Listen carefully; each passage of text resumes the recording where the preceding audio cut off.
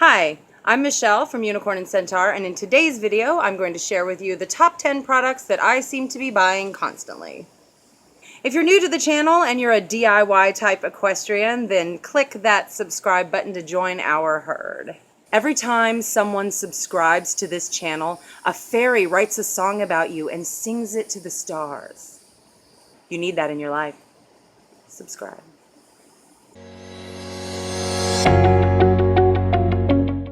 When I first got horses, I told my husband how much it was going to cost in board and for the farrier every month. And then I promised him that was all it was going to cost. He believed me. He loves me. Bless him. Of course, there are more expenses than just boarding and farrier costs. Just when you think you have everything you need, something breaks or leaks or you run out of it way faster than you thought you were gonna. It always seems to be time for another run to Tractor Supply or put in another order for State Line Tack. I don't have treats. I don't know what you're doing. I mean, there are big purchases like saddles and things like that that you need to buy occasionally, but if you're like me, there's some stuff you find yourself buying over and over and over again. So here's my list of top 10 things that I find myself buying constantly. If you feel the need to purchase any of these items for yourself, I have listed some Amazon links in the description box below. I'm telling them, Sunny wants you to know, look at this. Sunny wants you to know that those are affiliate links. Those don't cost you any extra if you shop through those links, but I might earn a commission, which goes directly to Sunny's Horseshoes.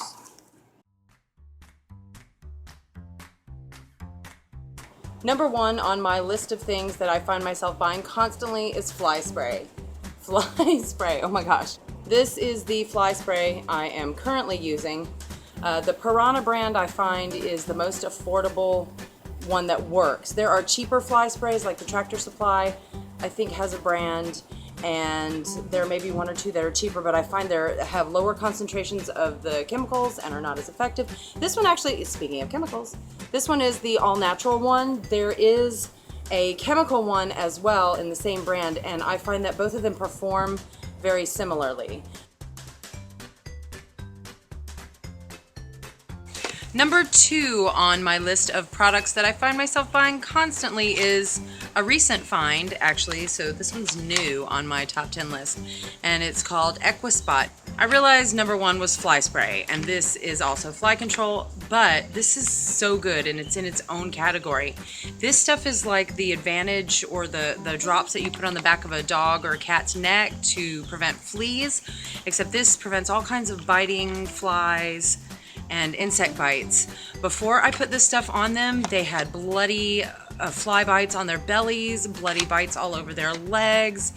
It was difficult, even with fly masks and fly spray, I just could not get enough product to keep them from being bitten all day long. This stuff, I put it on and the next day, no bloody fly bites on the bellies, no bloody legs, and it lasts almost 2 weeks. They say to use it every 2 weeks, but it is now going to be on my list of stuff that I buy all the time. Love it. Number three on my list of things that I buy constantly are supplements. It seems to be a different horse each time. Like a year and a half ago, our Tax had to be on a weight gaining supplement because he was losing weight. Then when I first got Sunny with his lameness issues, I had put him on a joint supplement just to make sure it wasn't anything like that. Now, a couple months ago, Weasley's hooves started cracking with the changes in moisture in the air, and so now Weasley is on a hoof supplement. The supplements are in the feeding room in our barn where the barn manager's dogs are kept, and they bark really loudly when we go in there, so I'm just going to link a picture here. Here's a picture of the hoof supplement I use. It's like whatever's on sale at Tractor Supply pretty much. But supplements are something that I find myself having to buy constantly. Even when one horse gets off of a supplement, I find there's always another reason to buy some sort of supplement. The number four thing I buy that Sunny would say should be the number one thing that I buy. This is the brand that I tend to buy. What is this one, Start to Finish or something like that? It's almost always on sale, and it's one of the cheapest ones. It's also in a small enough size that I can use them when I'm training, doing in-hand training. So it's not like some huge cookie, but I also give it to them as little treats. Yeah. Yeah, what do you want? What do you want? What is it? Here. So, treats. Again, Sunny would put them much higher up on the list than number 4. Do you need another one? You need another one? You know, you're being a bad boy. You're being a bad boy. Number 5 on the list of things I buy constantly is not something you can really, well, I guess you can order it online or at Tractor Supply, but Horseshoes.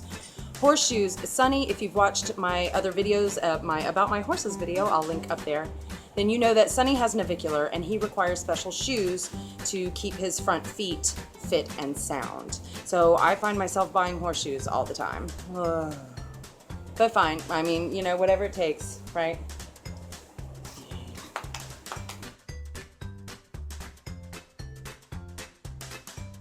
Number 6 is lead ropes. I don't have a wall full of extra lead ropes to show you because I always seem to be running out of them. They break. Let's look at this one. This one has got one of those bull snaps on it, and it's a really thick cotton lead rope. I've got some that are cotton poly, but I seem to go through them. The snaps break, or they rust, or the lead rope frays, or gets filthy, or something happens to it, or they just get lost, like they get gone. If you go to a feed and seed store, lead ropes cost you like $10 to $20, but on Chick Saddlery or State Line Tack is where I usually find them for $3 to $5. Of course, sometimes you order them online and it's really cheap and you think you're getting a great deal, and then it turns out to be a big wah wah from our, what was it, my State Line Tack haul. I'll link that up here, when I ordered a nice cheap lead rope and it turned out to be a Number 7 is Thrush Remedy. Right now I'm just using an iodine spray. There's all kinds of different thrush remedies you can use. I've done apple cider vinegar, the purple stuff that you can get at Tractor Supply. I have done iodine that you buy at the drugstore and then you mix it up with water. This was fairly cheap. I found it at Tractor Supply. I don't have a particular brand that I'm loyal to. I tend to just buy whatever's available whenever I need it. It's a really humid environment down here, and thrush is a big, big, big problem. Number 8 on my list of things I find myself buying constantly is Sheen. I really like the regular Sheen, and I think I found this on sale online somewhere, but I just spray it on once or twice a week because otherwise their manes and tails get kind of dry and difficult to brush out. So, brushing manes and tails.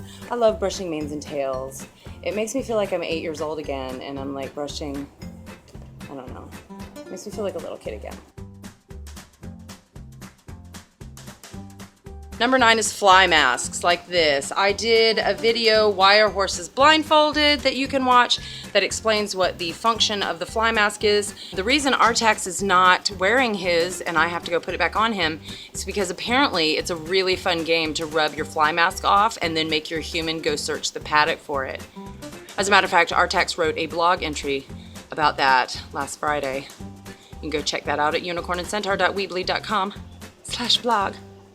Because Artax has a pink nose, he's very prone to sunburns, and gray horses like him are also prone to get skin cancer, so we want to protect him any way we can.